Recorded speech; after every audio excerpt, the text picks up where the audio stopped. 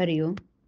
आज मंगळवार 31 डिसेंबर 2024.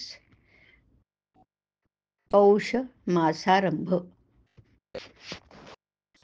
सद्गुरू ब्रह्मचैतन्य गोंदवलेकर महाराज आज आपल्याला प्रवचनातून सांगणार आहेत की नाम हे चिरंतन आहे, त्याला समाप्ती नाही.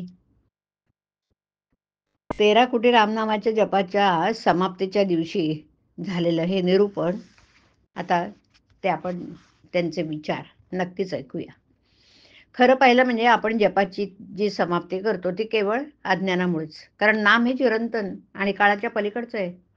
त्याचं महात्म्य कळायला फार कठीण आहे. देवाला अत्यंत प्रिय जर काही असेल तर ते म्हणजे त्याचं नाम. ते घेतल्याने तो आपलासा होईल. देव नामाशिवाय राहू शकत नाही. त्रिवेणी संगम जर कोणता असेल तर तो म्हणजे देव, भक्त आणि नाम.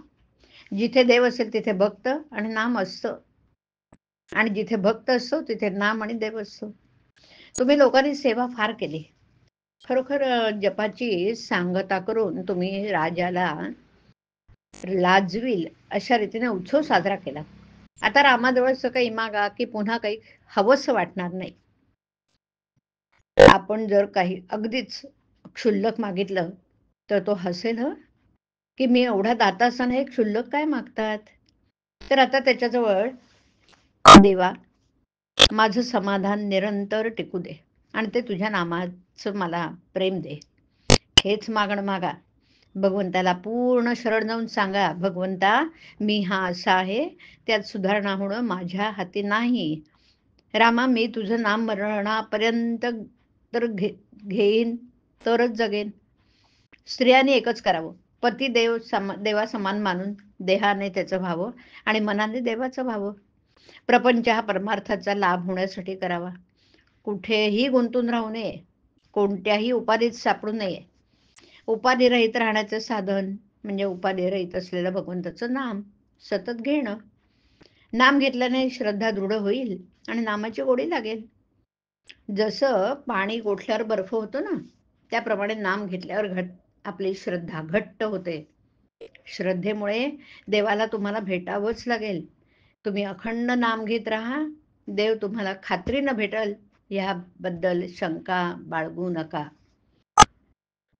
परमार्थ आणि व्यवहार यांची उत्तम सांगड घालावी. परमार्थाबद्दल नस्या शंका घेऊ नयेतच.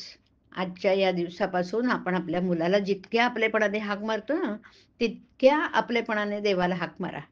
आणि आतापर्यंत जितक्या आवडीने भगवंताचं नाम घेतलेलं किंवा घेतलं, तितक्याच आणि त्याच्याही पेक्षा जास्त आवडीने आणि निष्ठेने ते घ्या.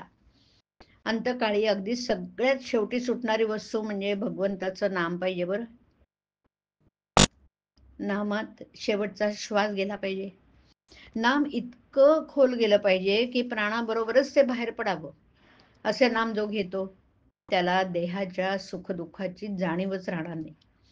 तो आनंदात राहील, मला खात्री आहे. राम त्याचं कल्याण करेल.